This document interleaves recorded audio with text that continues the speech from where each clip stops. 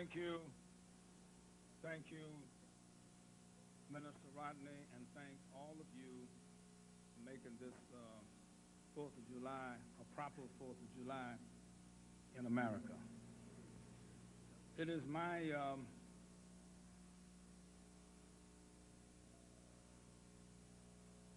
privilege to introduce our speaker for tonight. We have people who have brought gifts for the minister, and I would like to just make those presentations at this point to a staff of the minister before I introduce him. We have a proclamation from the DICC, and we have one of the brothers who's working with one of our industries who have made a hat for the minister and a bow tie, and then we have, what else we have, Jeffrey?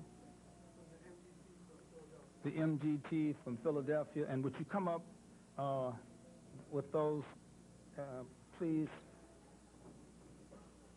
And where are the sisters from the MTG? Good.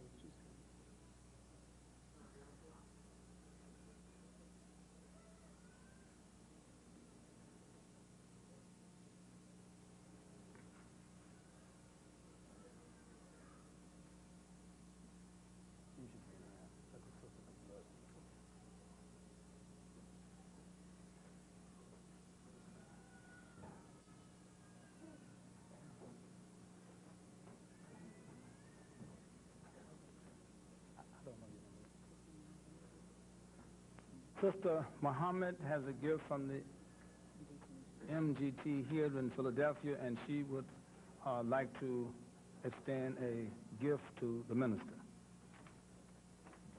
Assalamu alaikum, brothers and sisters. On behalf of the MGT and GCC of Muhammad Mosque, number 12 here in Philadelphia, we have a gift for the minister. As you see, this gift represents atonement in shape of an ankh, which represents eternal life, infinity, and has other various symbols on there. On here we have a clock, which represents the time, a mirror on the back to represent the image. We have 4 dots on the bottom, along with another 3 dots on the bottom in the back, which represents the 7 churches in Revelations. We have 4 dots going down the middle, which represents foundation. We have 6 rays on the front, 13 rays on the back, together 19. Mariam. Praise be to Allah.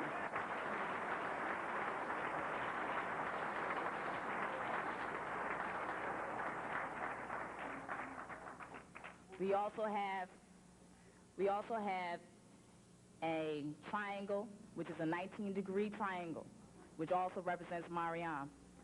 Another triangle, 52 degrees, represents the pyramids. On the bottom, we have the death cross, life and death. This is behalf of the MDT and GCC Muhammad Mosque for Minister Farrakhan.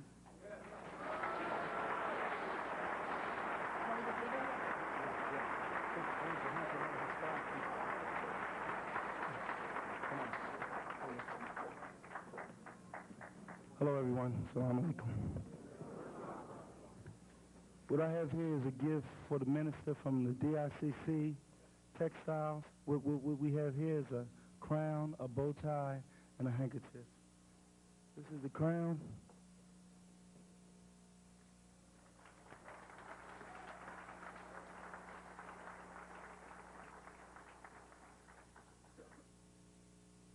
Bow tie and handkerchief.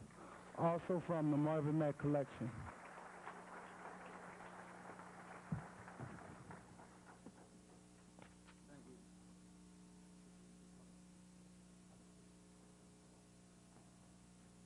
Okay, very quickly, because we know what time it is. This is from the Declaration of Independence Co-Signers Convention, and the placard says, in recognition of your service to God and man, we hereby bestow upon the Honorable Minister Louis Farrakhan, now, henceforth, and forevermore, the official title, International Ambassador for the Atonement of Men, male and female, and nations.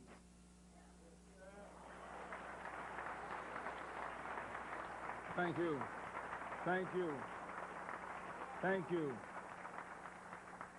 When God sent his prophets into our midst, they come and they speak and they cause us to give gifts. And what the minister is calling for tonight and what he's been calling for over the last several years is that for us to give our lives to God. And so tonight, he's here to challenge all of us as men on the planet, as citizens in this nation, to give our lives. And if we give our lives, we will transform the world. And so he come tonight to call us to service. So this is not a regular meeting. This is not a regular meeting. This is the revolution. Because governments are not built on force. Governments are built on faith. And so he's calling us to another level of government. He's calling us to the level of government that God called man to from the beginning. And so I challenge you, as you listen to the minister, to think in your heart and in your mind, how can you give yourselves to carry out what he's talking about? Now, it has always created a problem for me in the question of introducing Minister Louis Farrakhan. It creates a problem for me. Because if I was in a village and someone told me that Enoch of old was coming, how would I introduce him? If I was in the city and someone said Abraham was coming, how would I introduce him? If someone told me that Ezekiel, who preached in the Valley of Dry Bones, was coming to town, how would I introduce him? You know, if someone told me, you know, Jesus is coming, how would I introduce him? And so tonight, in our midst on earth, a man has allowed himself to be the dwelling place of the Almighty.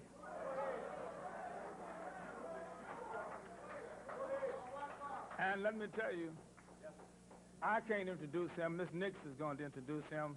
She and Brother Warren. And I would like for you to join us in introducing and bringing on the minister as we sing Joy to the World, the Lord is come.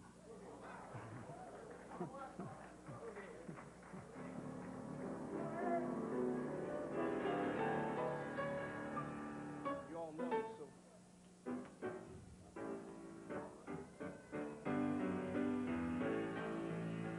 If you know it, you can sing along.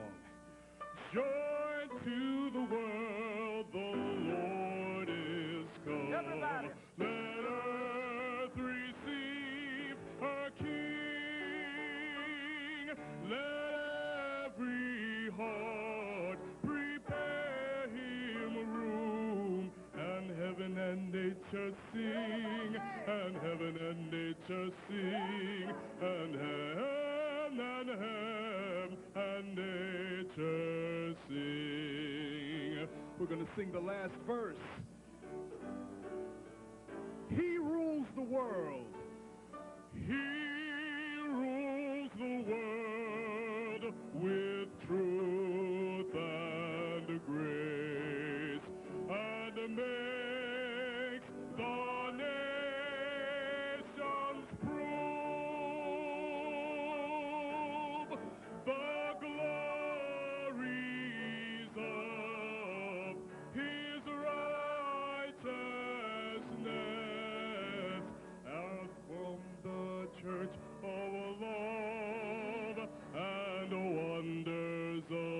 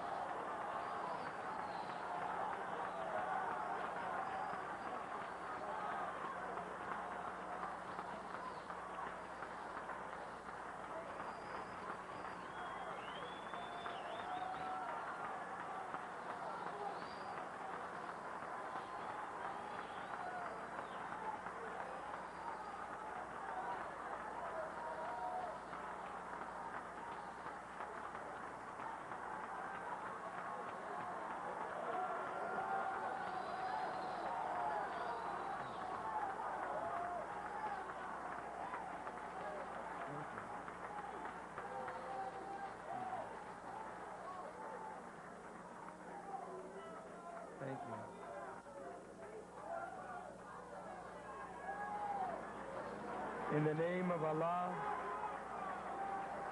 Thank you. In the name of Allah, the Beneficent, the Merciful, we thank Almighty God for His many blessings to each of us. We thank Him for life in His marvelous creation. We thank Him for His prophets and their scriptures. We thank Him for Moses and the Torah, for Jesus and the Gospel, for Muhammad and the Quran. Peace be upon these worthy servants of Allah.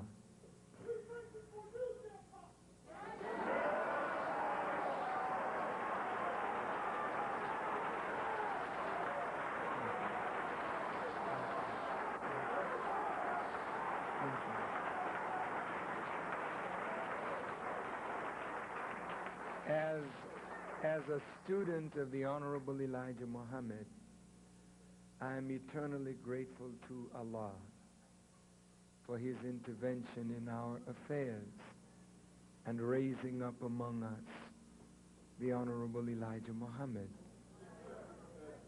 the man who taught me what I know and the man who gave me the example of the human being I hope to become. I am happy and honored to greet all of you, my dear brothers and sisters, with the greeting words of peace.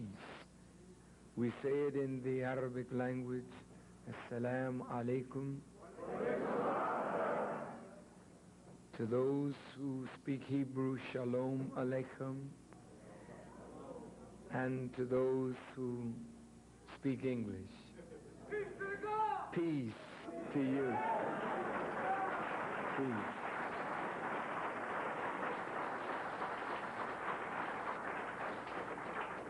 I thank the Reverend Dr. James Bevel, because if it were not for Dr. Bevel, I wouldn't be in Philadelphia tonight. Dr. Bevel, in his unique and wonderful way, reminded me of the great importance of this day in the Nation of Islam's history. And although this is for America indeed a great day, it also has great significance for us as well. I'm very happy to be in Philadelphia. I have never had the privilege of being in this great city on the day of the celebration of America's independence. And so to be here on this day and to see the activity of the city and the spirit of the people, we have to reflect on a day like this, that it is not a day of just fun and frolic. It is not a day to engage in silliness, but it really should be a day of deep reflection on the meaning of independence. The flag of the United States of America is the symbol of that which took place on July 4th, 1776. The flag of any independent and sovereign nation should be respected by those under that flag. It is not proper to burn the flag. It is not proper to display the flag of any independent government in an unseemly way, draping it over a toilet or putting it on the floor for people to walk on it, even though we have suffered great injustice and still do under that flag. Nevertheless, it is the flag of an independent nation. And since we who have never been independent respect independence, it is wise that we respect the symbol of that we hope to one day become. Independence Day. 220 years ago, the members of 13 colonies decided that they would strike a blow for freedom. And they declared themselves to be independent from the crown of England, which of course led to war, which of course led to independence. Independence was not something given. It was something gained and earned through self-development and through a desire that is natural in self-development to be free from that which restricts and confines further development. So the Declaration of Independence was initialed and the document created by men who were God-fearing men. They were slaveholders.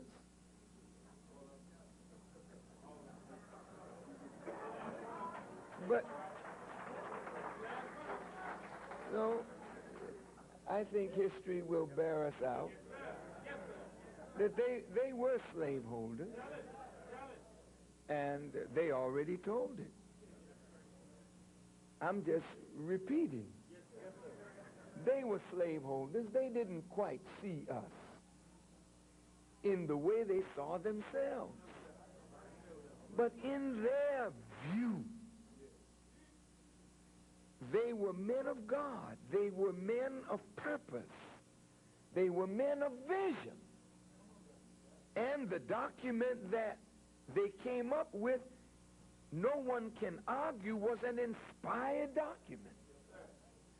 So it came through them, but may not have necessarily been from them. You understand how God uses anybody to bring forth something that he wants to lay down for people to study. The Bible came not from men, it came through men from God. The Quran did not come from Muhammad, it came through Muhammad from God. This document called Constitution came through men. But the words are so powerful, and the words are so moral, that it would take really moral and spiritual men to make such a document flesh. I'll stop for just a moment. No. I want us all tonight just to think. See, words are wonderful. Any of us can say the right word, but it takes the right heart to live and do the word that we say. We live in a world that says all the right things, but does all the wrong things. So this document, called the Declaration of Independence and the Constitution of these United States of America, a marvelous document that had none of us in mind. So they declared an independence that you can get drunk on Independence Day, and you don't have to go to work on July 4th, but you should be working every day for your independence.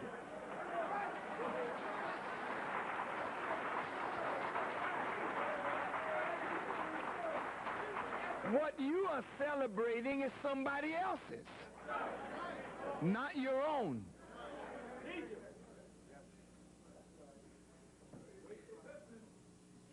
I know the press has to go. They have a news deadline, and they caught me at the soft moments.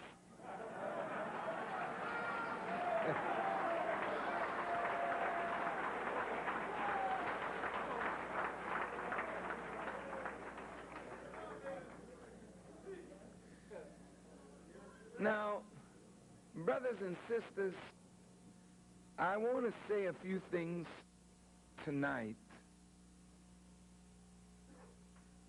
that I might not have said before or said in the same manner before.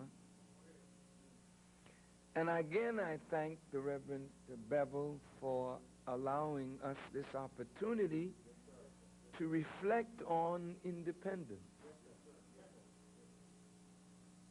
I will say again and prove before the night is over that independence is never given. If someone gave it to you, you really don't have it. America is independent because she earned it, she bled for it, she fought for it, and as a result, she has it. She cannot confer it on you. God wants us to be independent, but there's a process that we have to get involved in order to develop to the point where we earn the right to be independent. Now, the Declaration of Independence sets forth the reasons why the colonies wanted to disband what governed them and set up a new government. When in the course of human events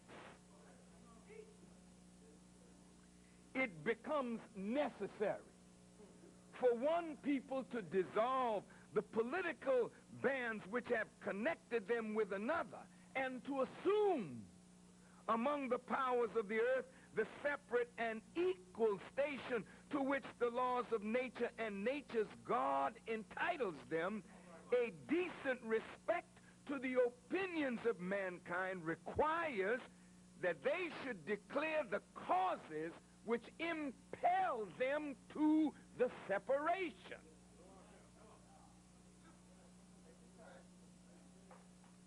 Now, human events and the interaction of people all over the world today is causing people to secede from, separate from, break apart from, and the human events that have led to these separations is usually based on injustice. Injustice that is not reconciled through peaceful means. Therefore, the person that is aggrieved in setting forth the reasons why they should be separated must then of necessity fight for the right to be separate and equal. The right of self-determination is the right of every people on this earth. For big America to say to Cuba, you should be a democracy. If the Cuban people want their form of government, what right is it of America to say to Cuba, because you're in the Western Hemisphere, and we are all democratic, you must not march to the drum beat of a different drummer. You must either march to our drum beat, or we will punish you. The Honorable Elijah Muhammad told me years ago, you don't have to condemn a dirty glass. Just set a clean glass up beside it. If democracy is the right way to go, don't try to force other people to be what you are. Show them the efficacy, the wisdom of being who and what you are, and they will follow.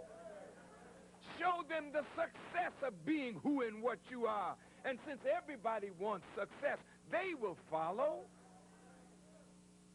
But it is unseemly for America to dictate to Cuba. Why don't you dictate to China?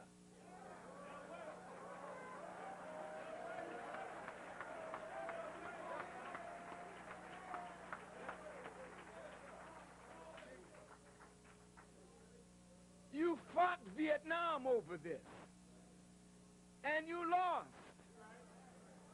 Now you're trading with Vietnam, but you won't open up trade with Cuba so you could impact on them and show them how good your way of life is.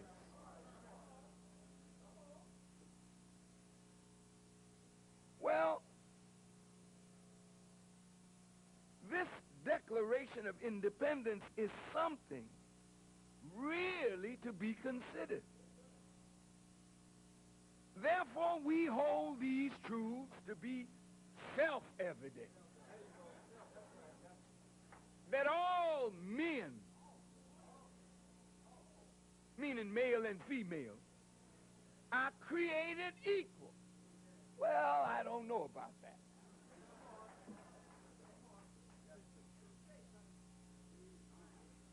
See, if all men were created equal, why have we been catching so much unequal hell?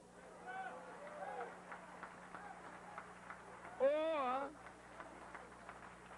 is it that you didn't consider us men and women? Oh, I see. So you relegated us out of humanity. But even so, your language is not quite correct. No two things in nature are equal. So God never created men and women equal. He created them equally. Now let's look at language now.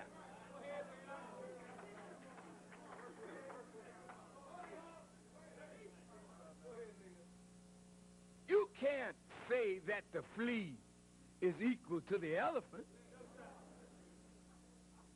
And you can't say that a star that does not have the majestic power of the sun is equal to the sun. There are no two things in this universe equal. But what renders all things equal is that God created them equally in obedience to a law.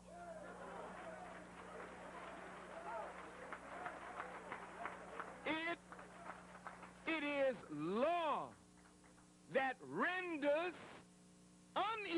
things equal.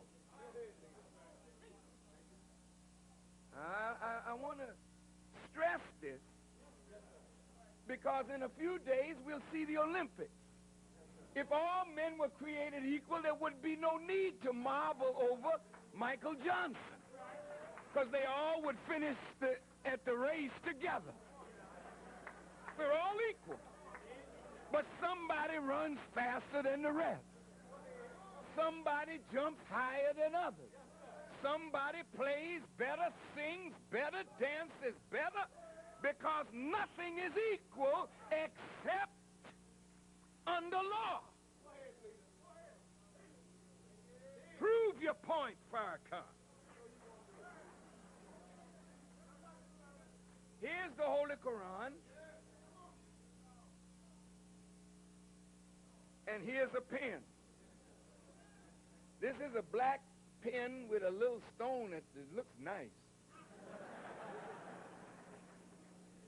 But I don't think it's equal to the Quran. Not equal in weight, not equal in size, not equal in effect. But when I drop these two things, the pen is not going to get here faster because it's lighter and smaller. The pen and the book will arrive at the same time because when I drop them into a law. And it is the law that renders unequal things equal.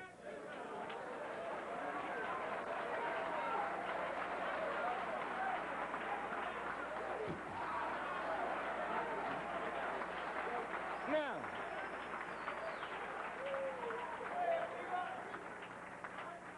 what is my point? There is no way that the Declaration and the Constitution can have real meaning under law if I am a racist or a sexist and see myself better because I am white or black, see myself better because I am male or female. If I start messing with that which will cause me to be an unjust judge, then I am destructive of the document. You didn't hear me.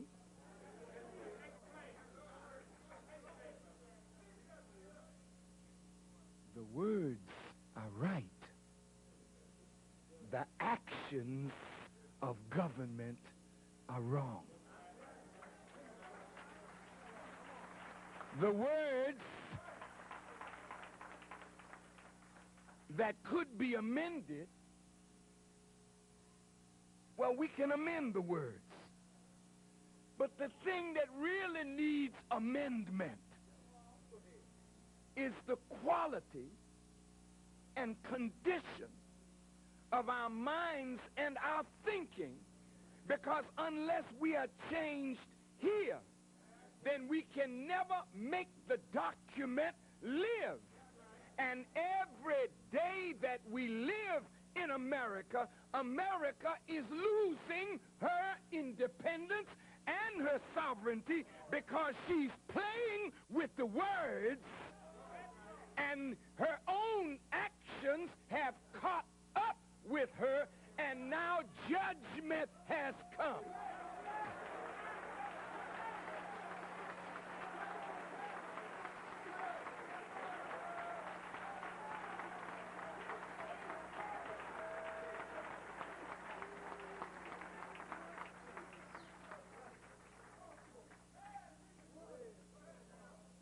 Now, see, we hold these truths to be self-evident, that all men, male and female, are created equally. And that's right. We're all created equally. I think you are a product of sperm. mixed with ovum. Is anyone in here any different? Even if you're a test tube baby, it's still sperm mixed with ovum. So we're all equally created then. Praise God for his equality. See? Did any of you grow differently in the womb? Let's see. No. Some may have come a little early. Some may have come premature, so to speak. But most of us were carried to a certain term. Is that right? God didn't hold some of us in the womb 2 years. And others 2 months. So there was general equality. Isn't that true? When you came forth out of your mother's womb, did you speak in Spanish? Did the sound that you make, was it in Arabic or Hebrew or Chinese or Greek or English? No. Everybody made the same sound. White, black, green, pink, I don't care what your color was, you made the same sound. Equality. The Quran says he created you and he brought you forth from your mother's womb and you knew nothing. So we all start off equal.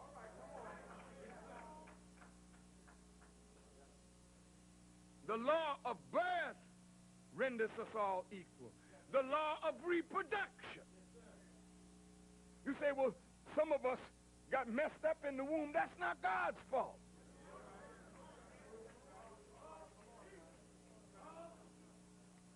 That's something to do with you. Something to do with the way you live your life. Something to do with the way you think your thoughts. Something to do with the way things go on in the environment around your pregnancy. See, there's a lot that can mess up a cake when it's in the oven. And there's a lot that can mess up a human being when they're in the womb. Would you turn this sound up a little? Can you turn it up any? It's at the top? Well, we'll do the best we can. Okay. No. It's all right. It's all right. We'll do the best we can. Now, my point, brothers and sisters, birth renders us equal. And in death, you don't die in Spanish. You don't die in English. You don't die in Swahili. You die. And you all make the same sound going out like you made the same sound coming in. So, you know, the king dies and the fool dies. The emperor dies and the pimp dies. The prophet dies and the fool and the drughead dies. I don't care how good you think you are. Death comes to all. So in God's law, he renders all things equal before his law. And anytime you establish government, if you don't treat the people who are your citizens with equality and justice, then your very act of injustice is destructive of your sovereignty.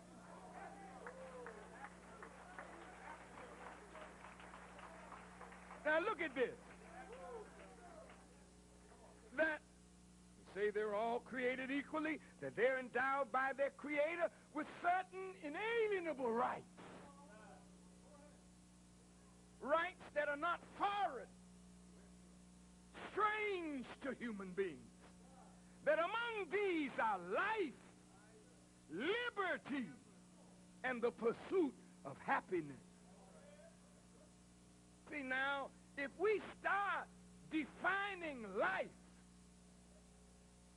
defining liberty, and defining the pursuit of happiness, then we will have to question government.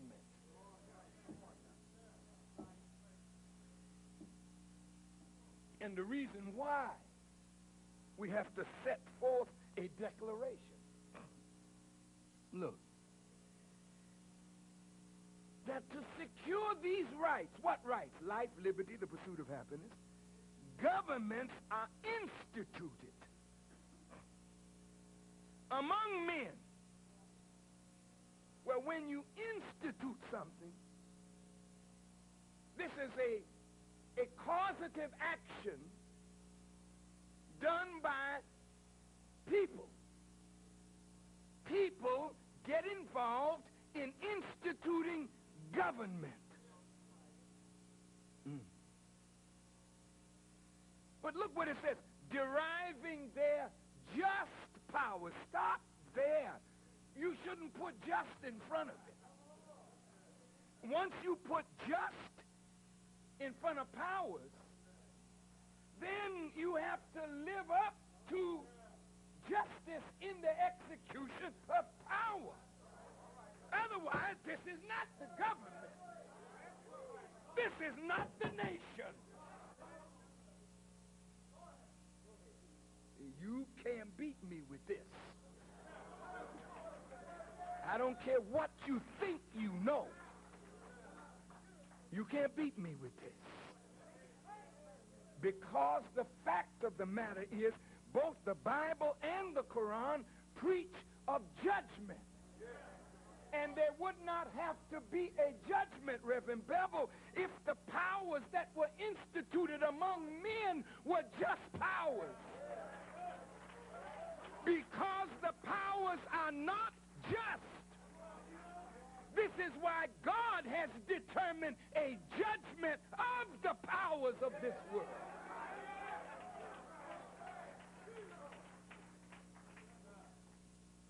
The execution of power in America, has it been just?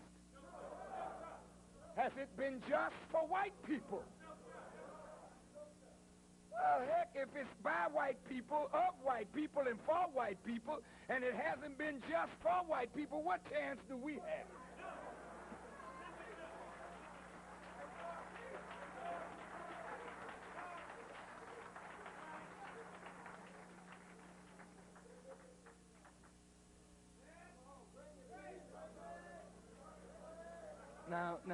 Now, brothers and sisters, listen.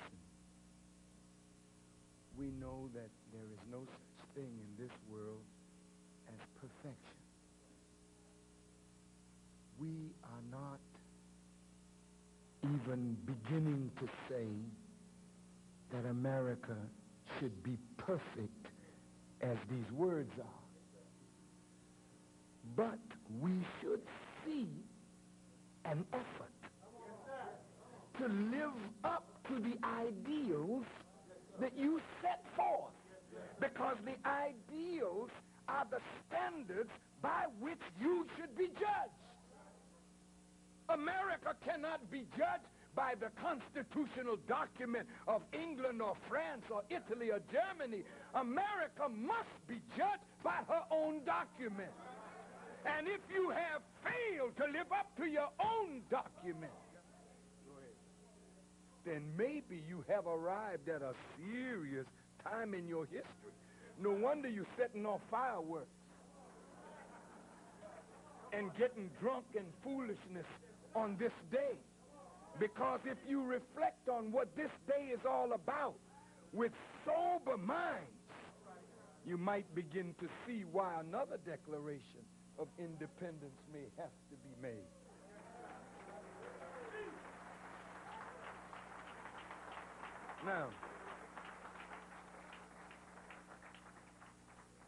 Now, you know, it says that to secure these rights, government are instituted among men, deriving their just powers from the consent of the governed. Did anybody in here consent? They didn't even ask you, did you want to be? When did they hold a plebiscite after slavery to even ask us, did we want to be considered as a citizen? When did you give your consent? And by the way, how could your consent even be accepted at your level of immaturity? You do not allow boys and gals to consent. Their parents have to sign for them. And white folk call you boy and gal, and they sign for you because you were in no condition to sign. You were in no condition to give your consent. You didn't know what you were giving your consent to.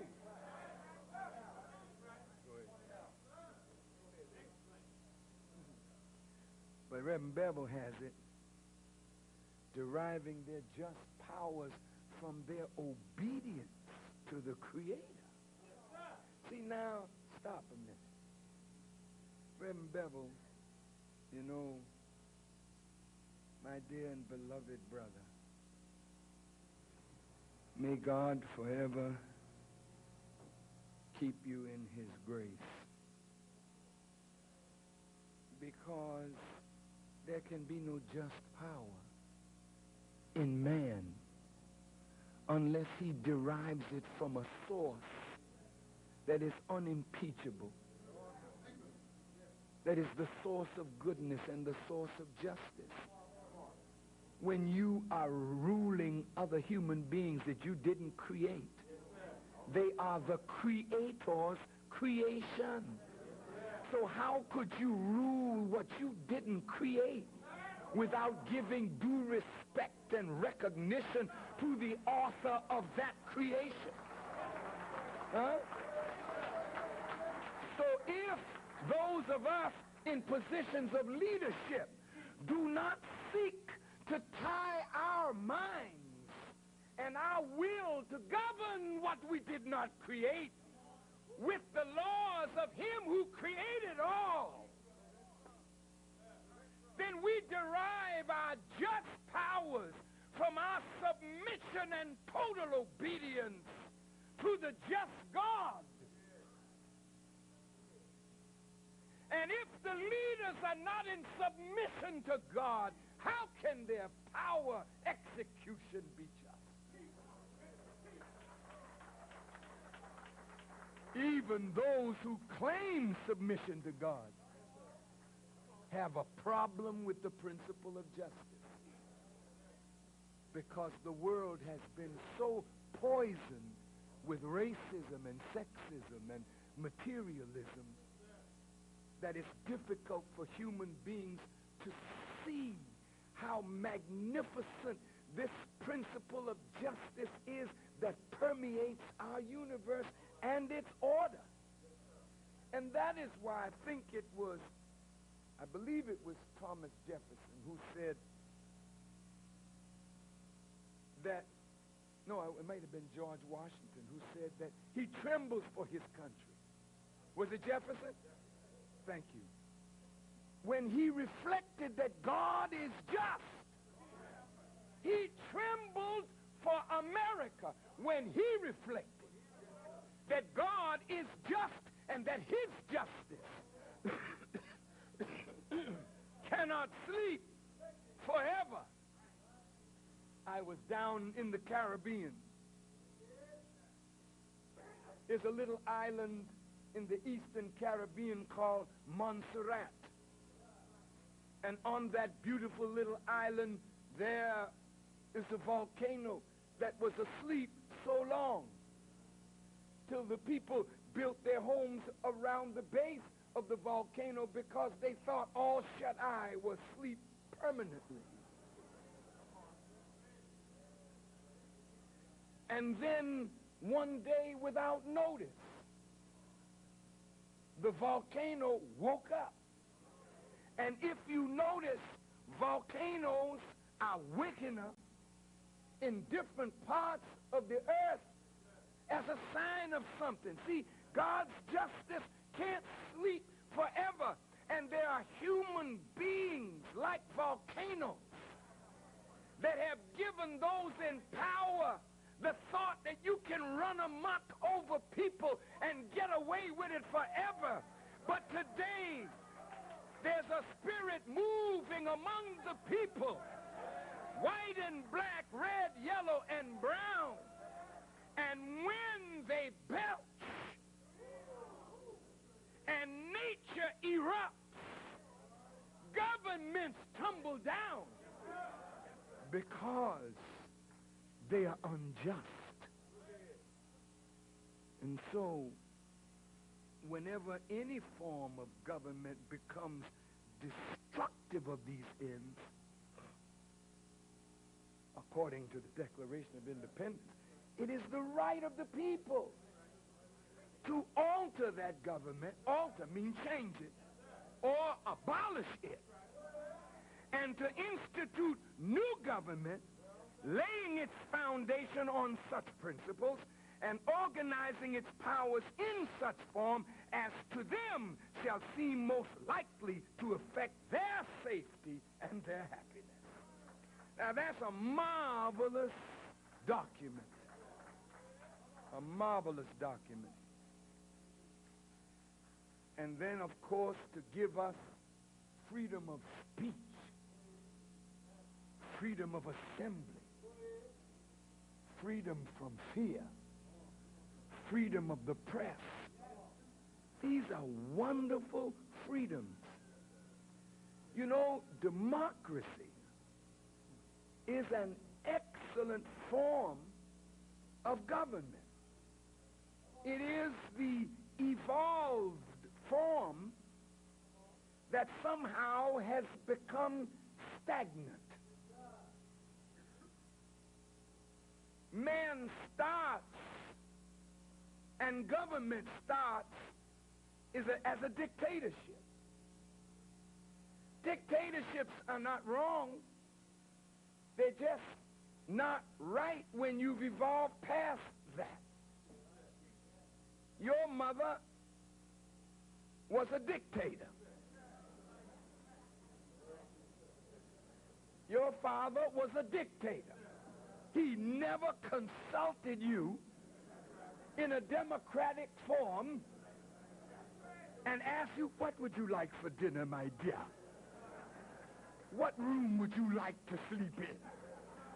What kind of furniture do you want in your room? No, no, no. This is for dinner tonight. You either eat or go to bed hungry. You sleep in this room. You come in at 9 o'clock or else. A dictator.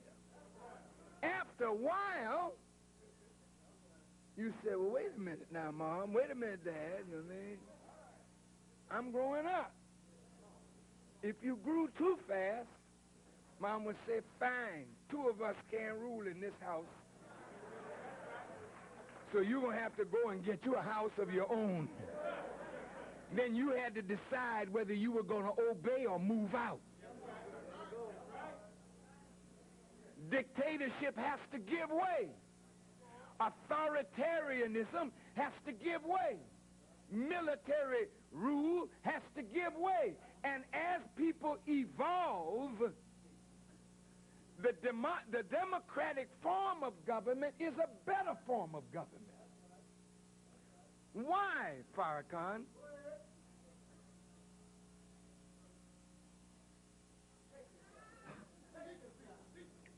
See, in a dictatorship, there's always dissatisfaction and there's always opposition.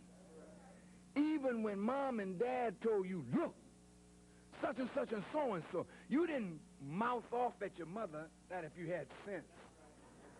If you came up in my house, you wouldn't do that. But when I got in my room and closed the door and made sure she couldn't hear, I might have said a few choice words and cussed, but she never heard me. But what did that tell you?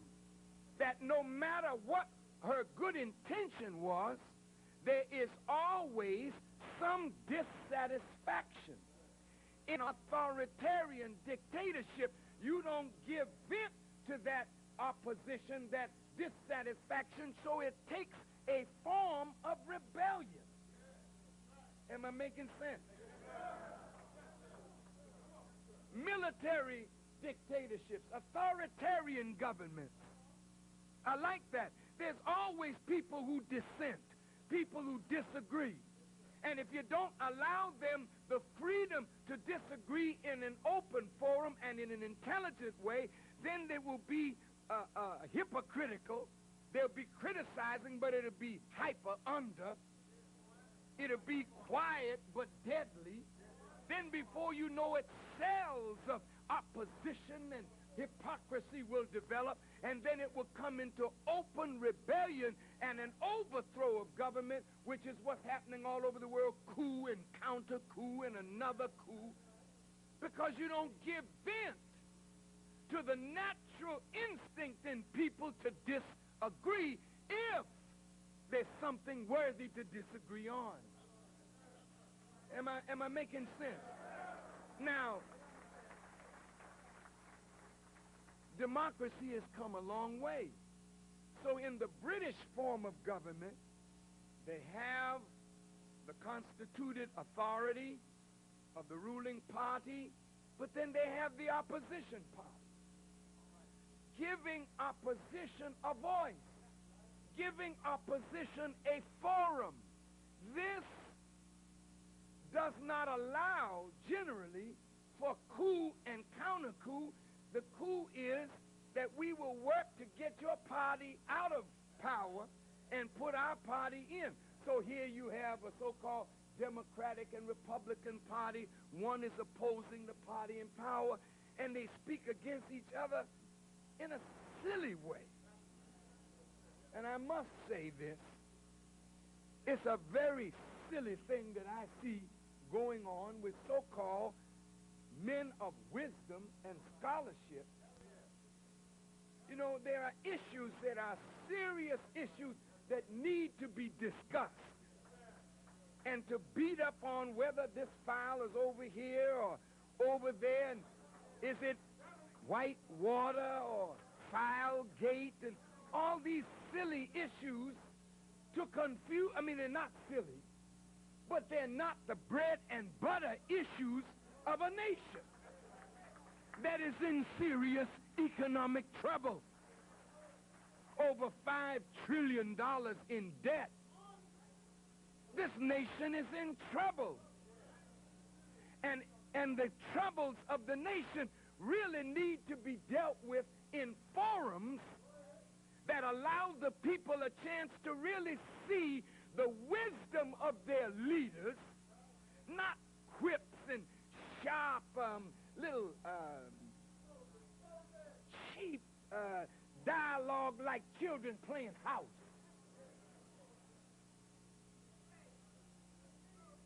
What I'm suggesting is that white folks have evolved this form of government, but I personally believe they've taken it as far as they can go. Wait, listen to me. Listen, I'm not racist. Talking to white people, I'm not racist. But you can't take this any further than it is with the mind that you presently have. Listen to me. Listen. No. I want you to listen, please. Your democracy has reached a plateau where you are not evolving to perfect this form of government. It is now degenerating right in your hands, and you are not able to satisfy the health, interests, and needs of your people. So the people are getting restless and dissatisfied, and you're going to see breakouts here and breakouts there because of the injustice, the way your mind is constructed. You cannot perfect this system unless you come into a new birth. Oh, man. Wait a minute. What is the new birth that you have to come into? See, you cannot, whether you're black or white, now I'm just dealing with straight the condition of our minds. Whether you're black or white, it don't make any difference what your color is. You cannot perfect this system with the state of your minds. The only way you can perfect this system is you have to scrap the mind produced by this world. And this is why Paul said, you got to take off the old man and you got to put on the new man. Well, what is he talking about? See, the old man or the old mind is a carnal mind. It is a mind based on color, flesh, material things. That mind has to give way to the birth of a spiritual consciousness. And this is why there's strife and contention and envying and war and revolution. It's because of carnal minds. Even with this magnificent document, the Constitution, and this wonderful Declaration of Independence, this document becomes a noose around the neck of the present rulers unless there is a change of mind. And this is why Jesus said, you cannot see the kingdom except you be born again. Now, this next statement I'm going to make, I don't want you to misunderstand me. See, but Jesus of the Bible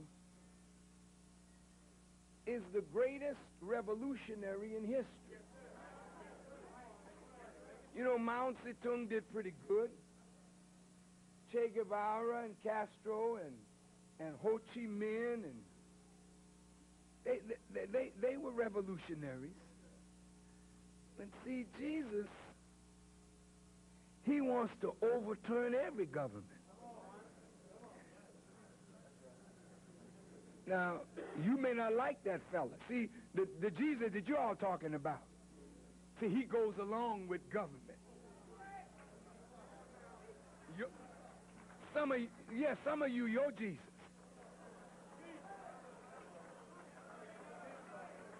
Some of you have a Jesus that hangs out with the corrupt power. Some of you got a Jesus that says it's all right to vote for Lucifer, Beelzebub, Satan, or the devil. Which one is the lesser of the two evils? Or the four evils? But the Jesus of both Bible and Quran is a revolutionary that overturns every government on earth. And he overturns first the government of the mind that rules the hearts of human beings. And this is why, Reverend Bevel, we can look to George Washington, great man that he was for some. We can't look to Thomas Jefferson, Benjamin Franklin. They were great men. But when that which is perfect is come, that which is in part shall be what? Done away with. So when it says abolish, whenever government becomes destructive of these ends, it is the right of the people. Now, Lord, I hope I'm not going too far here.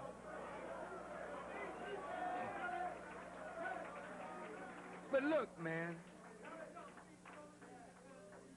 the present government is playing games with life, liberty, and the pursuit of happiness. It's been that way for a while.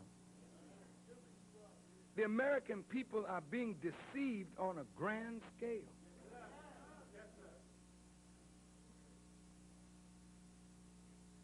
You know, for the Federal Reserve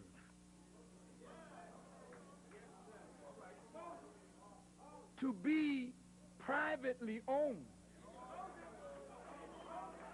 and print the money of a sovereign nation is to rob that nation of its sovereignty. No, I want you to hear me. When I was a young boy, is everybody all right? Happy Independence Day.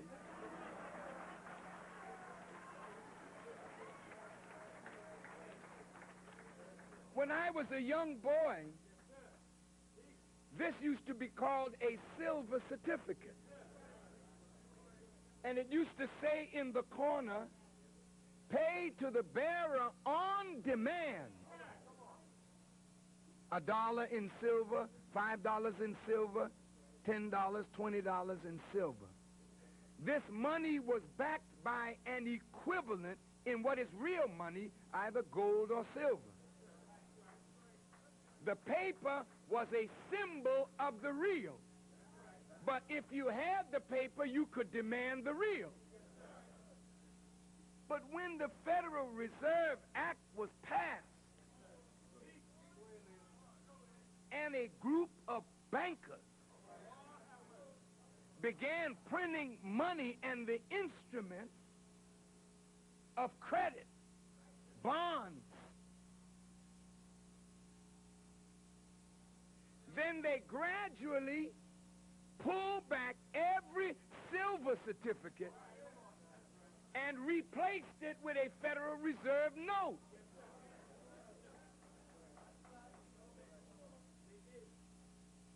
When the Federal Reserve Act was signed into law, I think the debt of the U.S. at that time was about $8 billion. After those bankers got through manipulating things,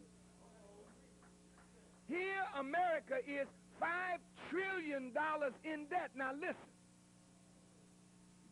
you don't have to be a rocket scientist to know that whoever you are in debt to is your boss.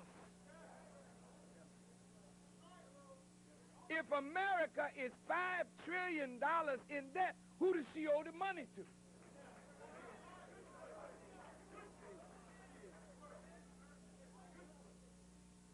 She's not paying on the principal.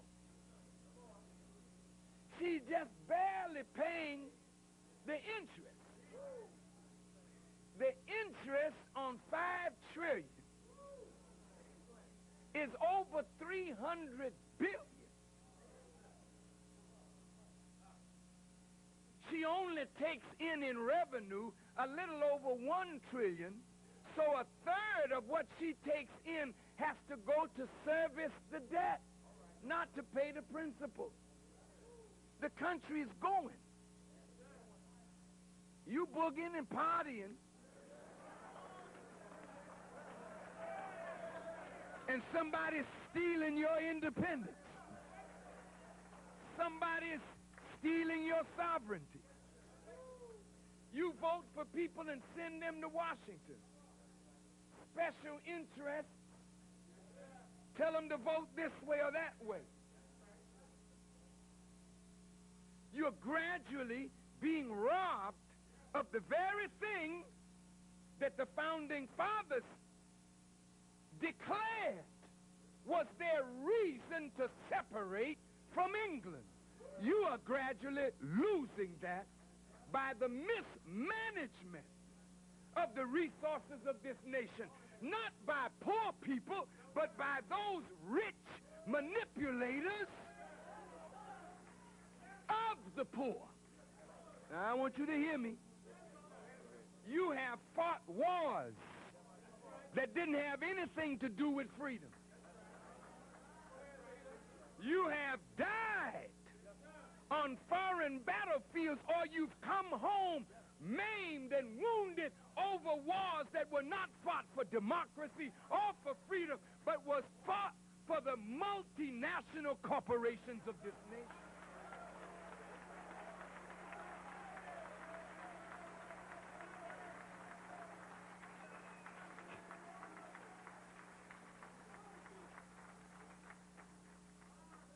To me, as a black person who has been born of a people that have suffered continual abuse, I see that as one of the most tragic abuses of power, is to call the poor and the weak who love their country and send them to fight and die so that international bankers can become richer. So there's abuse of these powers because there's no obedience to the Creator. They've become beast-like. The government is described in the Bible, in the book of Revelation. 4 beasts. Now that's a hell of a description, because a beast is a creature that follows its appetite. It's not just or moral, and America is become like that. Nebuchadnezzar, the ruler of Babylon, was given the heart of a beast so that God could justify destroying him and his kingdom. America is going right down that line. Billy Graham, when he received an award recently in the Congress, he stood before the Congress as an older man leaving this earth and loving this nation. He saw the problem right there in the government. Go get his speech. He warned America she was heading into the abyss. You are tolerating all of the things in the name of freedom that the Bible and Quran that you have built your world on. We say, well, we didn't build no world on the Quran. Shut up.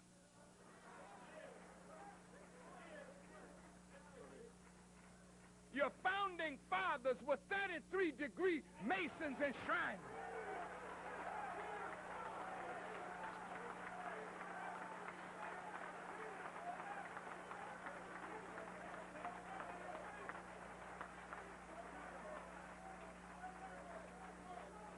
You don't have the Quran, but the 33rd degree Shriner does.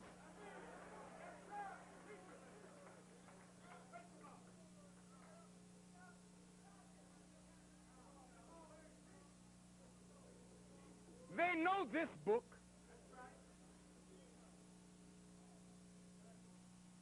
But this book, Bible, condemns the filth and degeneracy that is being practiced so loosely in the American society. And any nation that has reached this level of filth and degeneracy, God himself began to move on that nation, and God is moving on America right now as we speak.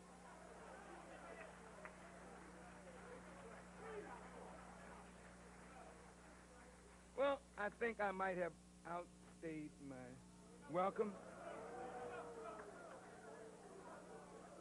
So I would like to just bring this to some resolution. The Bible says, for unto us a child is born. For unto us a son is given, and a government shall be upon his shoulders. And he shall be called Wonderful, Counselor, the Mighty God, the Prince of Peace, the Everlasting Father. And of the increase of his government of peace there shall be no in. Stop, wait. Why is a son born, a child born, and a son given? It's because of the abuse of power. It's because of unjust government. And the people are crying out all over the earth because their needs, their interests, their health, their education, and their welfare is not cared for by constituted government. The education of the people is tragic. The American educational system has gone to hell. They can send rockets out in space. They can send telescopes in space and correct them when they're out of order, thousands of miles away, and cannot correct an educational system that is graduating from 10 to 30% of the American people as functional illiterates.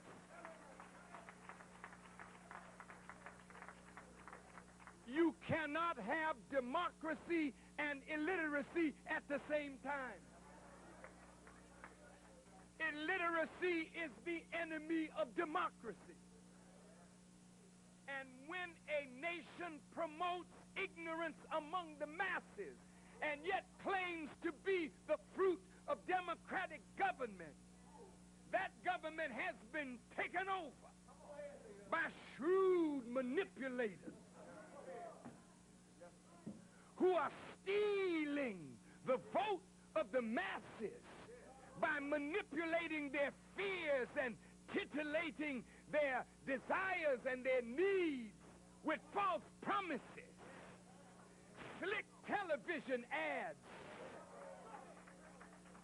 never dealing with the real substantive issues.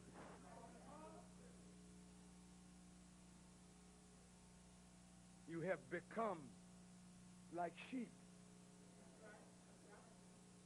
My son, when he was 10 years old, I took him to the Empire State Building. I wanted him to go up with me to the top of it and look out. And on a clear day, we could see Philadelphia. And while we were on the way to the Empire State Building, we got off the subway, and my son said, "Daddy, look in the faces of the people." He said, "They don't have friendly faces." We were all walking, going where we're going, and this grumpiness, nobody pleasant. This was 20-some years ago. He said, "Daddy, could you tell me why Jesus in the Bible is referred to as a man and the people are referred to as sheep?" I'm sorry. My son said, maybe I'll take it out. My son said, "Daddy, could you tell me why Jesus is referred to in the scripture as a man and the people are referred to as sheep?" And I said, "Son, I have to think on that." He caught me completely off guard.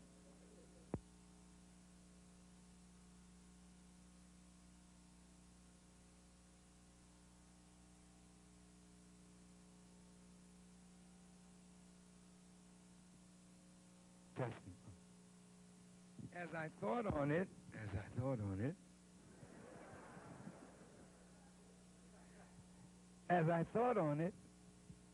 I saw, Jesus was a fully cultivated, developed human, where his natural, human, spiritual, and divine sense was fully developed. He was dealing with people who were like sheep, easily led in the wrong direction. And so the sheep needed a good shepherd. And that is what the world is hungering for. It's good leadership. No, I'm not going to put that on myself. And I don't know whether I should let you put that on me. But if God, wait a minute, if God so pleases, then so be it. But let me say this. A good shepherd is not a person filled with vanity. A good shepherd is not enamored by his own powers.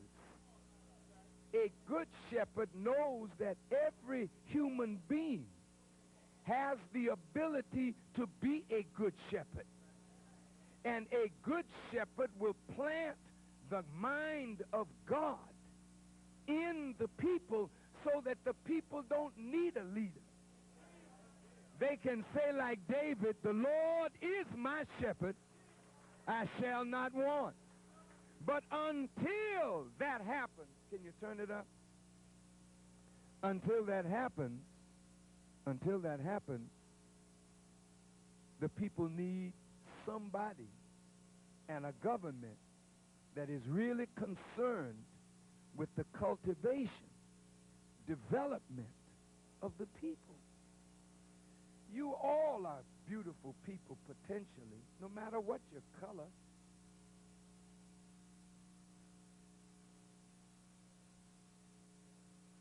But you don't see where you could ultimately be if you were properly cultivated.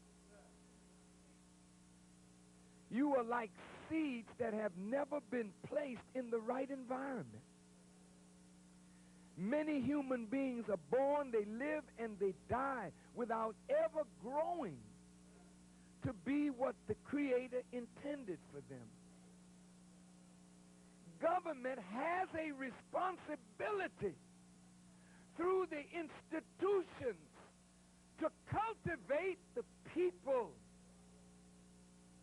And the best cultivator of the people is family, religion, education, and a just court judicial system that allows people to grow and understand that they are a part of business.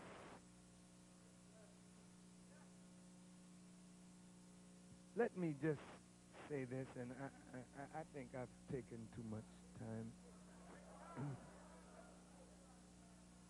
Brothers and sisters, do you know what your purpose is in this life? Just think with me for a moment. Every ant that you see has a purpose. And when you watch the ant is busy carrying out its purpose. So the Bible says, thou sluggard, study the way of the ant and become wise. Have you seen anything that God has created that doesn't have an aim or purpose? No. How could you be the greatest of God's creation and be without aim and without purpose? And to keep you ignorant of your aim and your purpose is allowing others to put you to work to fulfill their aim and their purpose. Now, I want you to follow me again now. Listen. Usually, Mr. Muhammad told me one day, he said, brother, what you love to do and what you do best is more than likely what you are born to do. I'm going to say it again. What you love to do and what you do best is more than likely what you are born to do. Now, any person who does what they love to do, what they do best, what they're born to do, it's not drudgery. Every day that they live and work, they not only feed others, but their own soul is fed because they're doing what they're born to do. But look, man, how many of you go to work every day? You're not doing what you're born to do. And because you don't know what you're born to do, and if you know what you're born to do and don't have the way to do what you're born to do, then somebody puts you to work doing what they're born to do. Exploiting your labor. Boy, that's something. Come to work for me. Whoa. 9 to 5. And you there doing what you're doing, but you know you're not satisfied. But you got to do it because you got a family, you got children, you're responsible, and they don't care. Work from 9 to 5. But they who hire you have a purpose. And to keep you ignorant of your purpose is to exploit you as a commodity of the labor force. That's destructive of your life, liberty, and the pursuit of your happiness.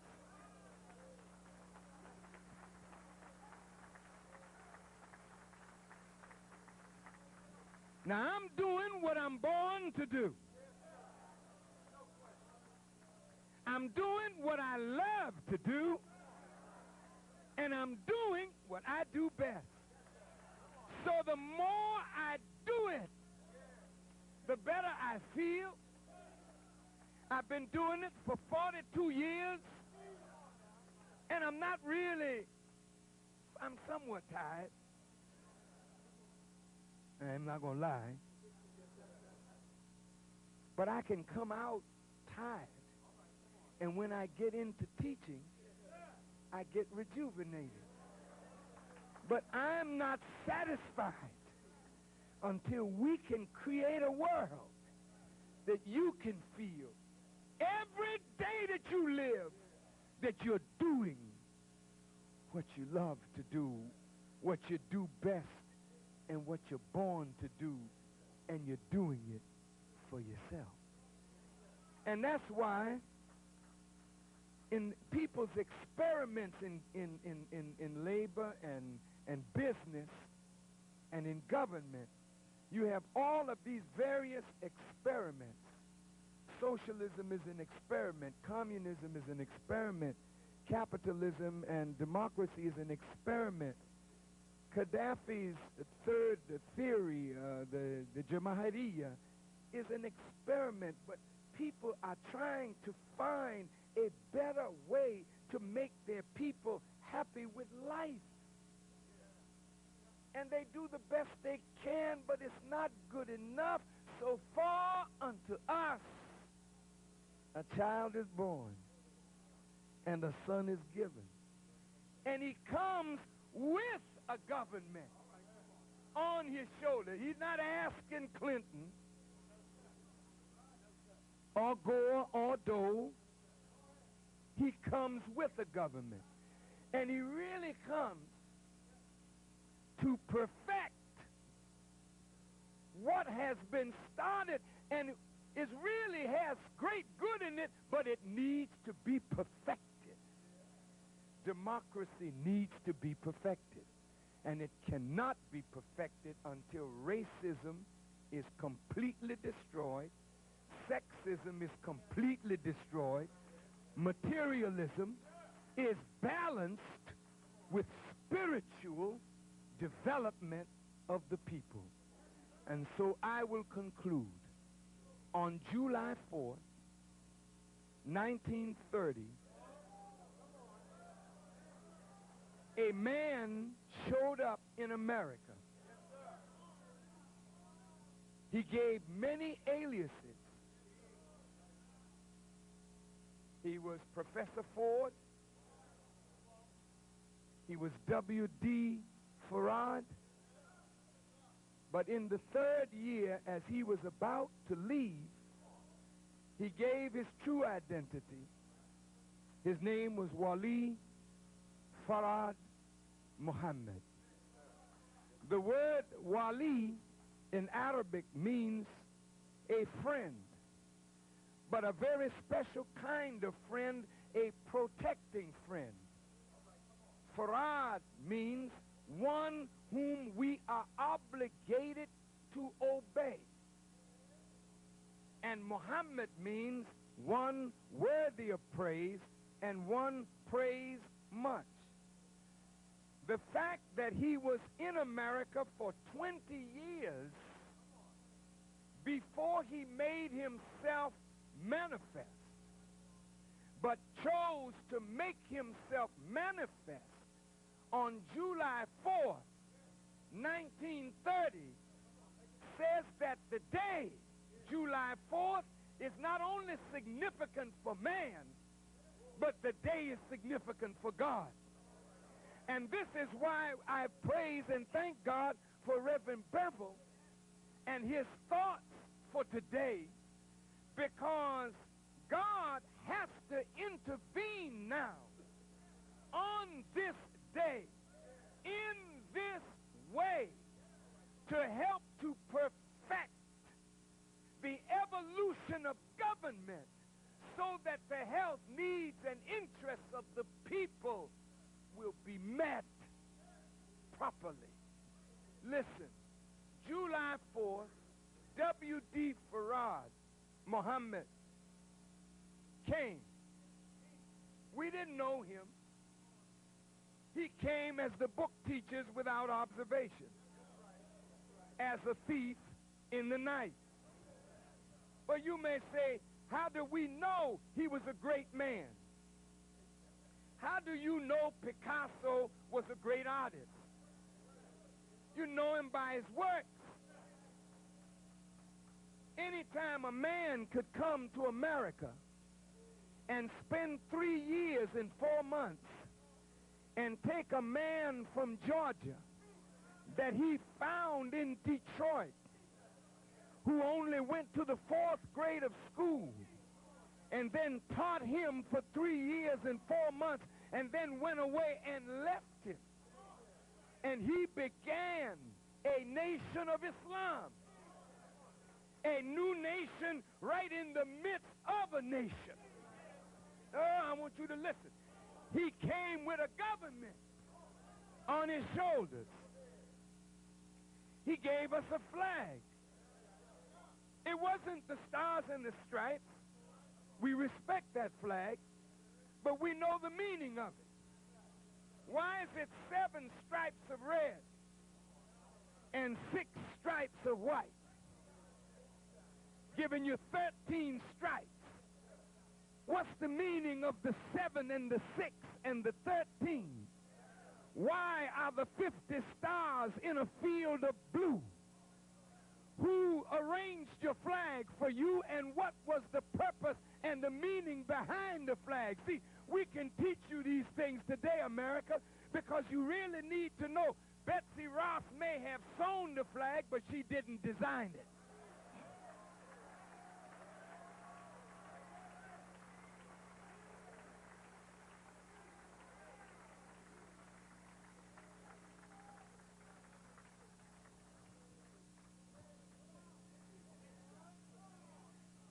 Now, this man, Farad Muhammad, declared our independence as a people.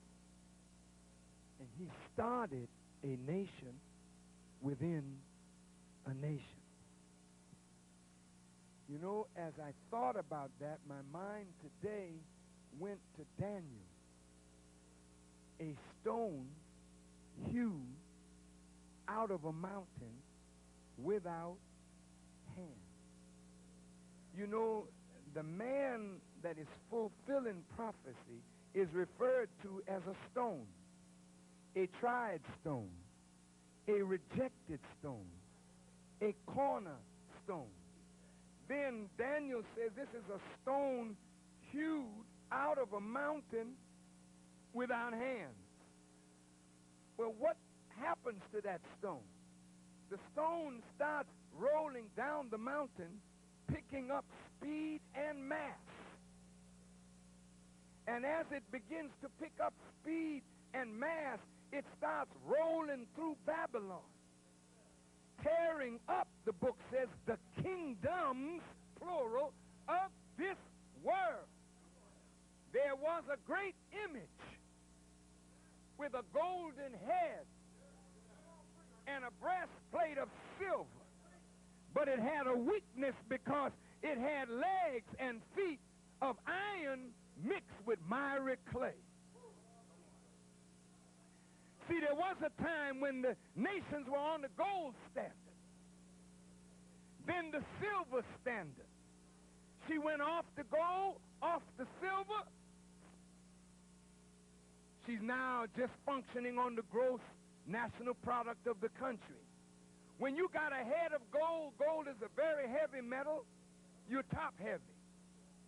So even though the rich seem to have the gold, they got a very weak foundation because they got iron, but it's mixed with miry clay, meaning that their foundation of the rich nations of the earth is on the poor people, no matter whether they're black, brown, red, yellow, or white.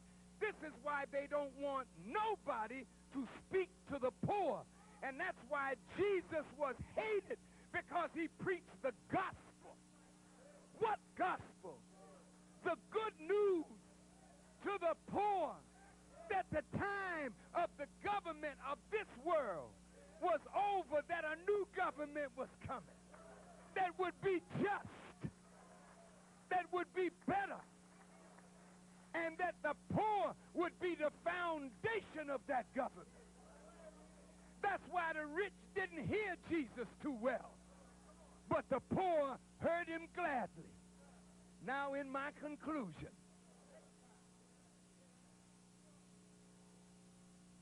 the Nation of Islam started growing inside America.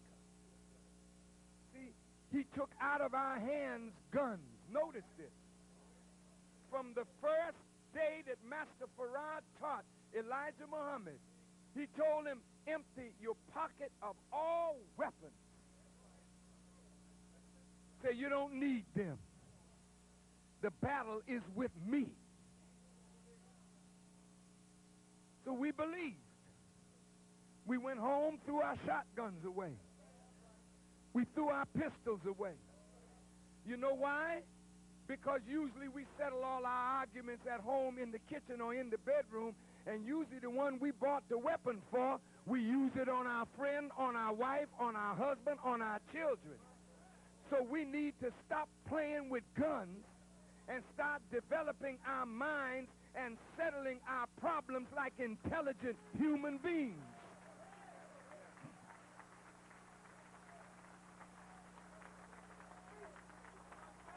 Are you listening?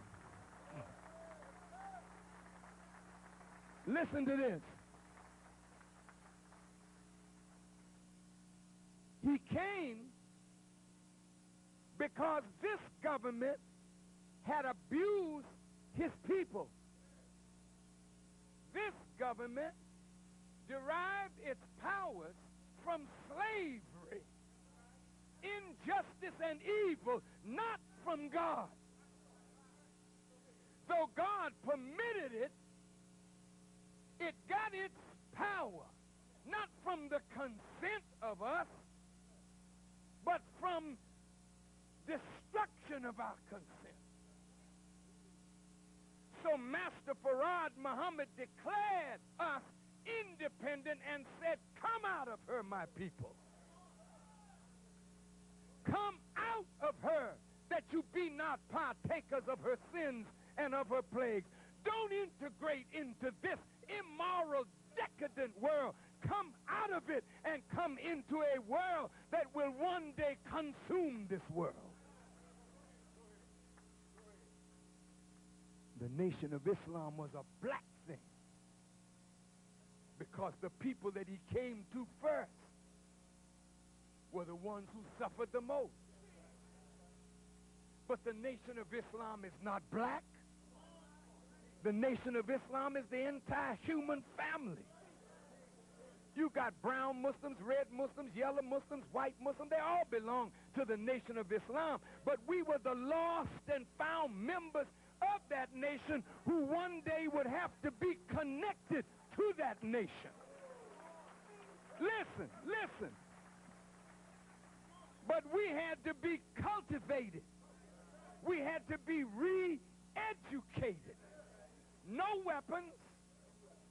He told us, no, I don't want you smoking. We obeyed him.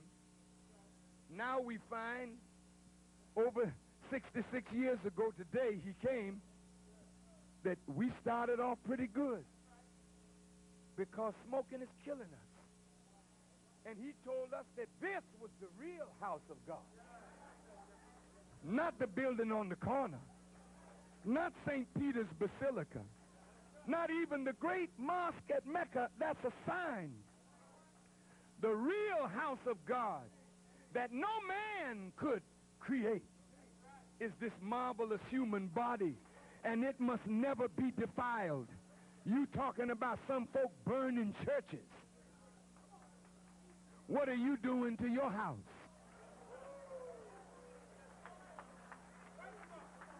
You want to say it's a shame somebody burning churches, and you going out tonight, can't wait for me to finish so you could get a fifth of liquor and burn this house down. Get some crack or some reefer and burn this house down.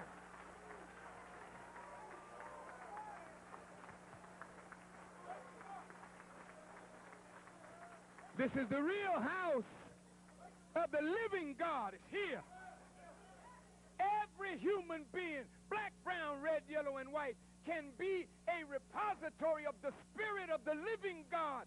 But we've got to be emptied of the carnal mind produced by a world based on white supremacy and black inferiority. So a new government was started right inside America. Now listen to this as I close. Independence is never given. It is always earned.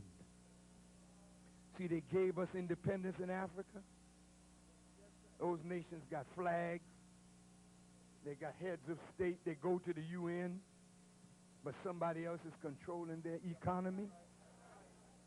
They're not independent. They gave you emancipation. Oh, stop. You know what the word means? Comes from two Latin words, mancipere, to free from your hand, but not from your control. You've been freed from their hand, but you have never been freed from the control. You have never cut the umbilical cord to breathe on your own. So even right now, you begging white people, give me an education, give me a job. I got to make it in your system. Well, that's what he set up a system for, so to get you in it. You can't think outside of his system because you're trying to integrate into something that's dying. It can't fulfill its own people's needs, much less yours. You got to come out of it and build something new that engulfs this, that takes this into consideration and perfects this.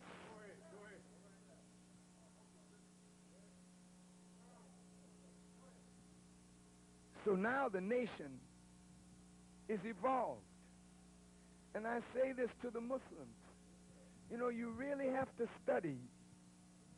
You can't be the same silly brother that is crazy about black and don't realize that black don't necessarily mean right.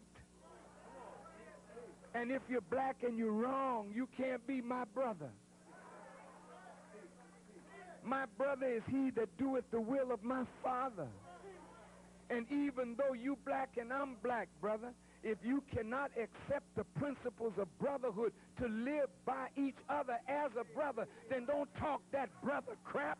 You got to live it or don't put it in your mouth.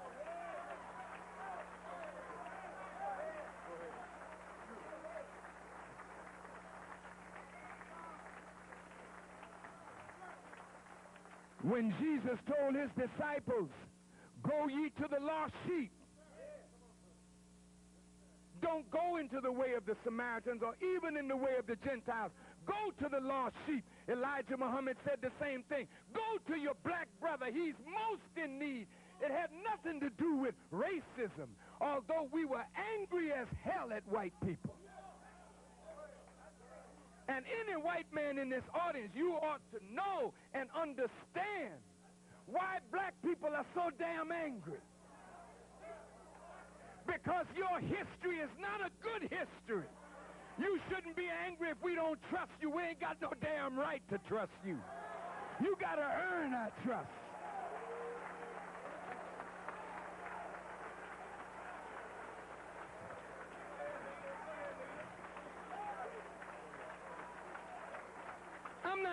Listen, I am not saying that there are not good white people who are worthy of trust. That's not what I'm saying.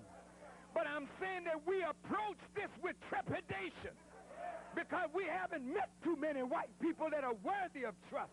You have lied to black people. You have deceived us and deceived the dark people all over the world. You have lied to your own people. How in the hell can we trust this? We want a real brotherhood. We don't want no damn game playing. We tired of that crap. Don't come talking no brotherhood crap to me. If you can't live it, then keep the damn word out your mouth.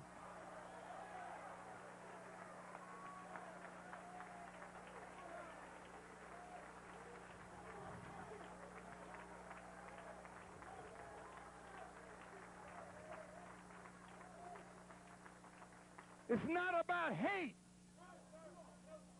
It's not about hating people because of their color. But white people, you know your history has been one of evil to the dark people of the world. I'm speaking collectively, not specifically.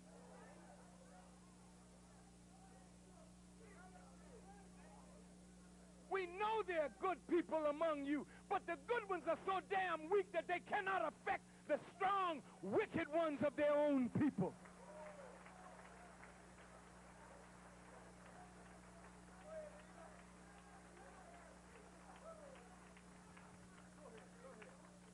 I'm not a Muslim because I want to be an Arab.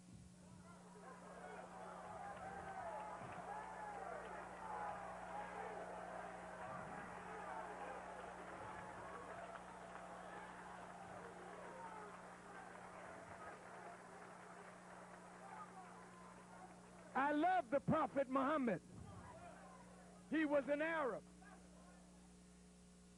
And his skin color was white.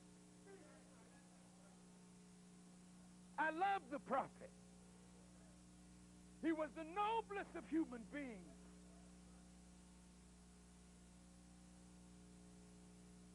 But I do not like imperialism in the name of Islam. I don't like that. I didn't come into Islam to bow down to no white man, whether it's a white Arab or a white Christian. I came to bow down to God and to God alone.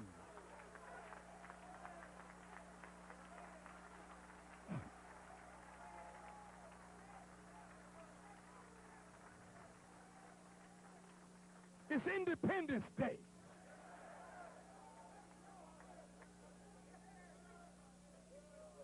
We're going to be independent of control, of direction, except by God. And you got to come in God's name, and you got to come right. Because God is putting in us today a standard by which we measure you. Yesterday we didn't know how to measure, but today we can listen to you. And we can hear a hiss coming up out of your mouth. Whether you're black or white, we see and hear a snake when we see one.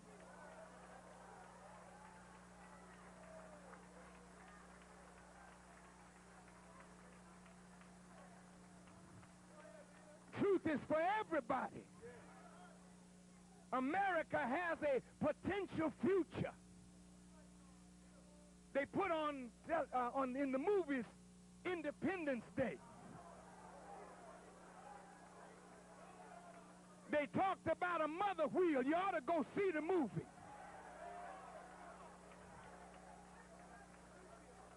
Because the government is trying to tell you something. Only they make it seem like they're going to win. The hell you will.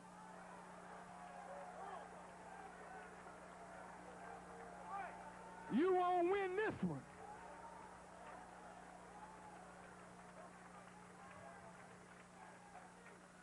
This is not from no alien bodies from outer space.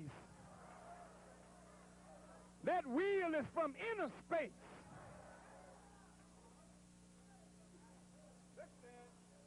It's here for the destruction of this world. Ezekiel saw it 595 years before Jesus was born. In the air, in the middle of the air, I see trouble. It's trouble up there. And the government knows it. It's above top secret.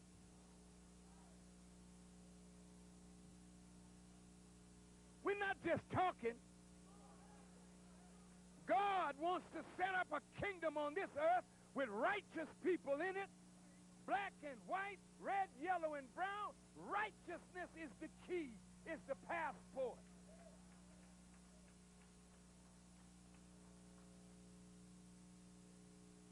So,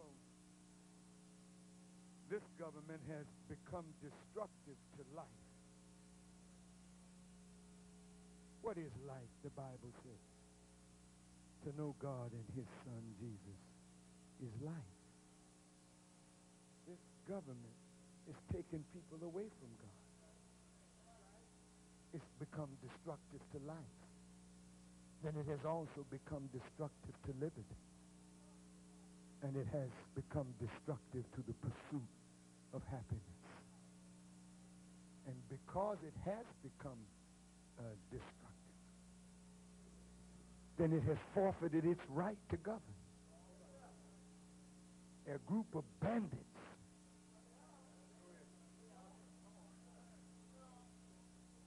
three-piece suit bandits, criminals.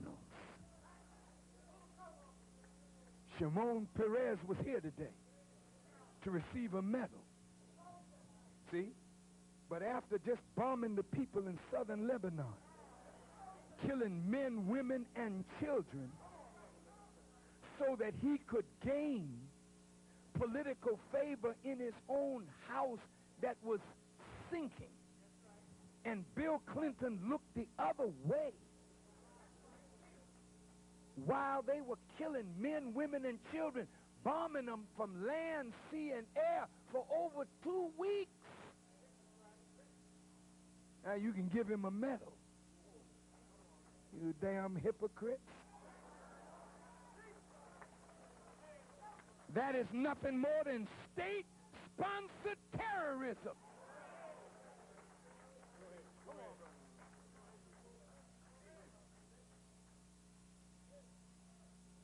We have to tell it.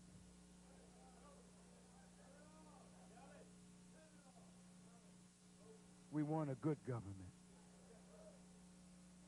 We want God's government. We want a government with just powers derived from people who are in total obedience to God and his will and derive their powers from their obedience to God. And if we can do this, out of this old will come something new, something better, something that will not judge man by the color of his skin, but as Martin said, by the content of his character. See, I like that. I know I'm black, and I love black people. I love black people. Lord knows. But I don't love what we're doing to each other. I'm hurting inside because a great future is here. But you are blowing it with your foolishness. You are killing the people of God and laughing at it. It don't mean nothing to you to drive down the street shooting your little pop guns, killing innocent women and children, little boys dying because of your madness.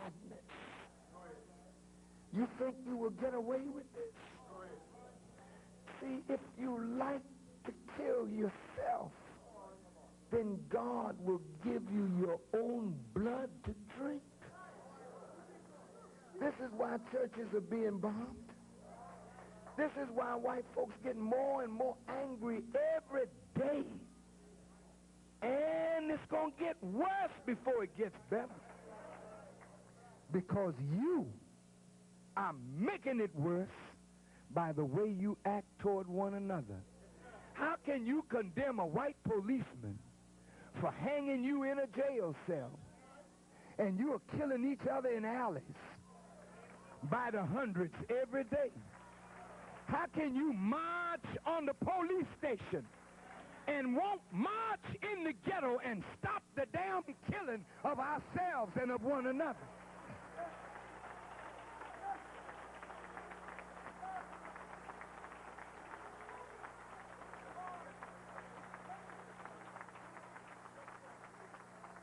We want a new government that's coming out of their old. Behold, he says, I make all things new.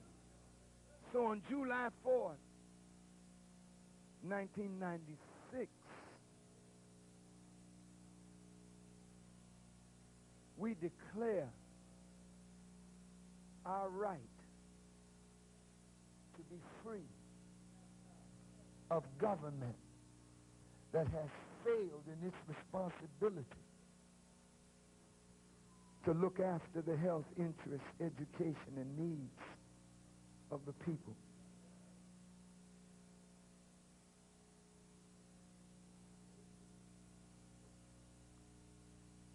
I can respect the flag. And anybody that's around me, I will never let them desecrate the flag.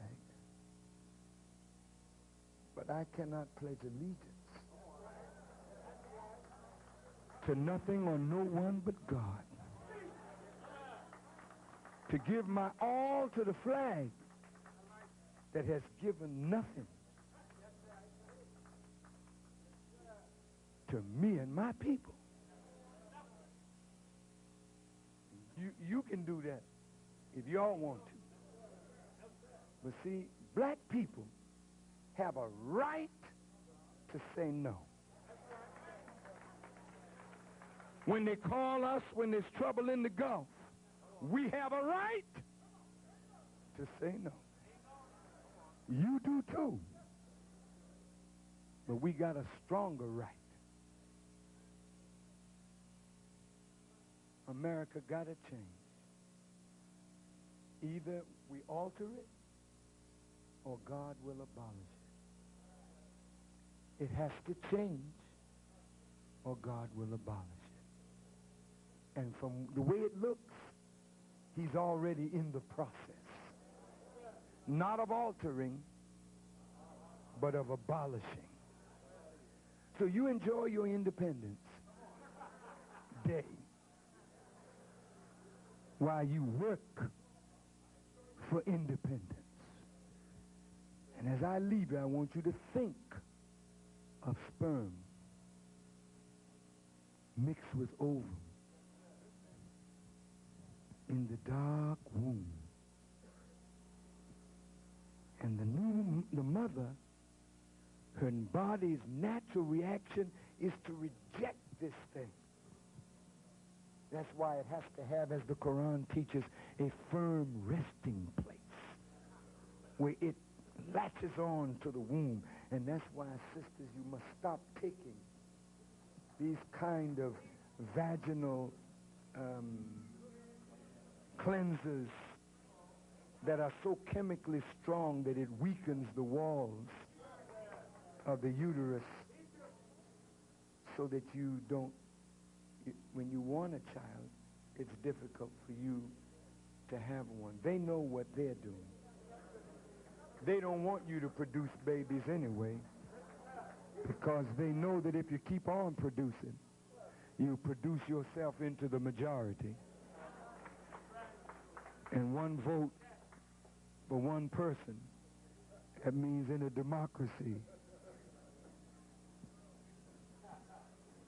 in a short time, you'll be in all the halls of power, but not with your head like it is now. But in that womb, look at this.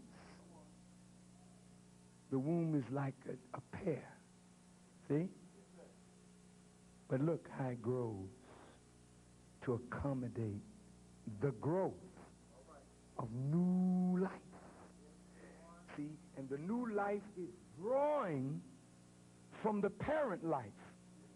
As it eats, the new life eats. As it drinks, the new life drinks. And it's growing inside. It's something growing within. A mother's a beautiful thing to watch. And then you see her stomach, after a while you don't even know she's pregnant. But after a while you say, whoa. What happened? Looked like she just blew up. But there comes a time when she cannot hold that growth any longer. The womb has expanded to its limit, but the baby continues to grow. So then the baby makes a turn. And the head that was up turns down, meaning the right leadership finally comes into view and begins. I mean, if that baby could talk, it could tell you how hurt its head is, trying to forge the way to freedom. After a while, Mama said, well, I'm going to the party tonight. But when the baby says time to come, Mama got to lay down and give it up. There's a show of blood. Then the water breaks. Then the new life comes forward. It's written in the book of Ezekiel like this. And then you got to cut the umbilical cord. And the baby begins to breathe on its own. It needs care, but it's independent, yet dependent, but it's independent. That's how independence comes, through self-development. And you know what? You've grown to the point where the womb that's trying to hold you can't hold you no more. And that's why America's having race problems. See? What's the matter? The baby want to come forth. The baby wants to be free. See how the foot was down in the beginning. And you had your foot as your leaders. If you look at many of your leaders, they really feet.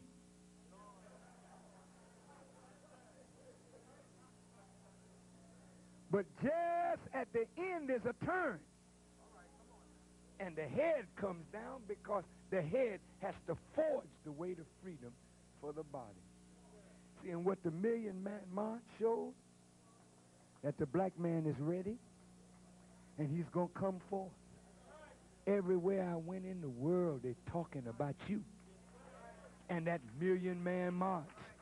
It was only one day, but they saw something in that day that let them know that the black man is coming. A new day, Independence Day, is coming. Stop trying to be in their system. Develop. In their system, draw from it. Take their money. Take whatever education you can get. But build something different and new that's righteous and just. And after a while, you'll be like a stone hewed out of the mountain without hands. Called out of the mountain is America. And stone hewed out the mountain only means God called a man and a group out of a nation, and he called them with a word, not with hands. And they were a little stone, but as they began to roll down the mountain, they picked up speed and they picked up mass. And they began rolling through Babylon, tearing up the kingdoms of this world. How do we sing it in the Hallelujah chorus? The kingdoms of this world have become the kingdom of our God and of his Christ. True Christ-conscious people got to take over. Take over. See, the Christian coalition, this is a sign of something. See, they want people to think like them in positions of power. They mean good. They just ain't got it yet. But it's on the way. I want to say in conclusion, I'm very grateful for the presence of Mr. Lyndon LaRouche tonight. Mr. Lyndon LaRouche, a great economist. I heard that they said that the two worst anti-Semites in history are in the city tonight. And I don't see myself as an anti-Semite, and I don't think Mr. LaRouche sees himself as that either. But I've just begun to become acquainted with him. He's a brilliant economist. He has very good ideas of a just economic order. I'd like to hear more, see more, and know more. But as time goes on, you will find allies and alliances that you will be able to build across racial lines. And you will find people of sincerity and goodness who really want to see a better America and a better world. It doesn't mean you should be subsumed into others, but it does mean that as we move toward the goal, you find allies in different parts of the world who will stand up, and they will have like minds. They won't have like color, but they'll have like minds. And that's why God tells you in the scripture, try the spirit, because the color may look the same, but you got to try the spirit to see whether the spirit is of God. May God bless us. Nation of Islam, may God bless us to grow toward independence and pay honor to Master Farad Muhammad, who came on this day to start us on the road to a new government of peace and righteousness and justice. Thank you for listening. Thank you, Reverend Bevel. Thank you all for your attendance. I love you. Happy July 4th. Happy Independence Day. Black man, do you want to be independent? Then come on out of her and let's become that. Thank you for listening as I greet you in peace. Oh, wait. Is Sister Ramona here? Is Sister Ramona in the house?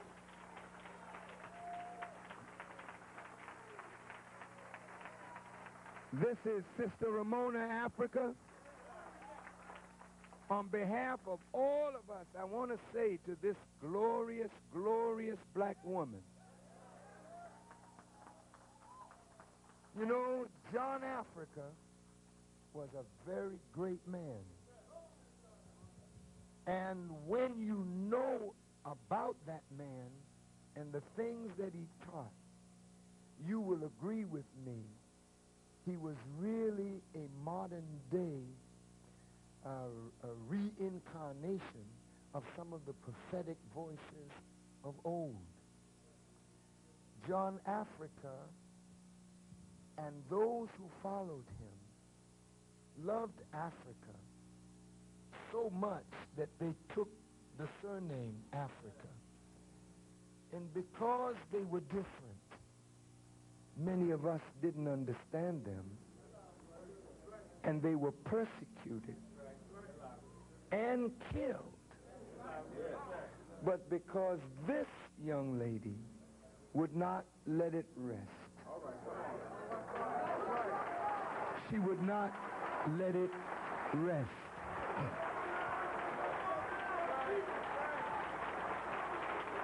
The memory of John Africa and the women and the children and the men that died with him kept her inspired to fight on. And in the trial that just ended recently, she won for them. She vindicated them as well as herself. And I love what she said on time. It wasn't about the damn money. It was not about the money. It was about vindicating the name of innocent men, women, and children who went to their deaths because they dared to be independent, to be different. But I must say that the money that they offered is a disgrace. It's not about the money, but the money has to be a just compensation for the lives that were lost. We can never bring them back. You can't pay for their value. But $1.5 million is no money, and therefore we should fight for more,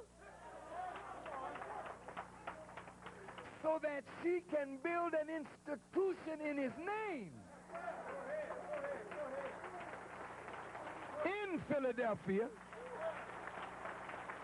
that his name will long be remembered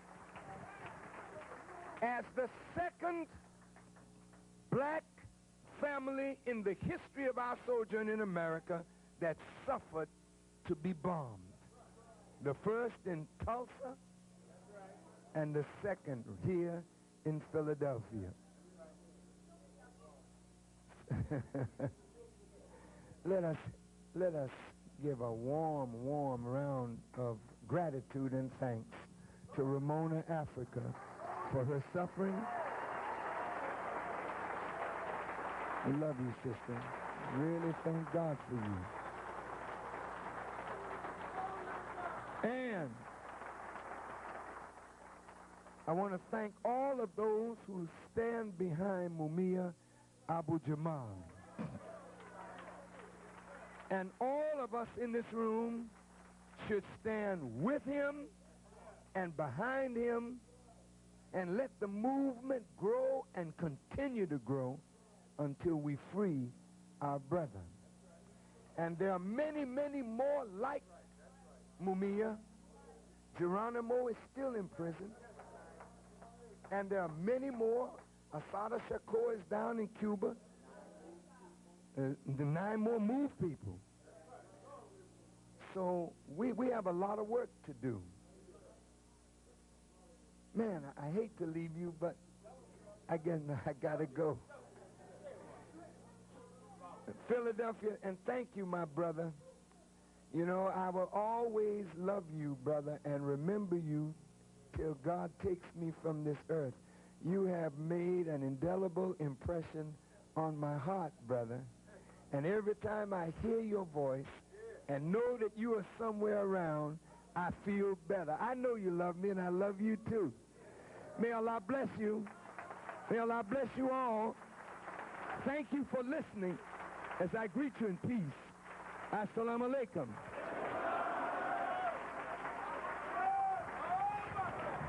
Let's give it up for the Honorable Louis Farrakhan.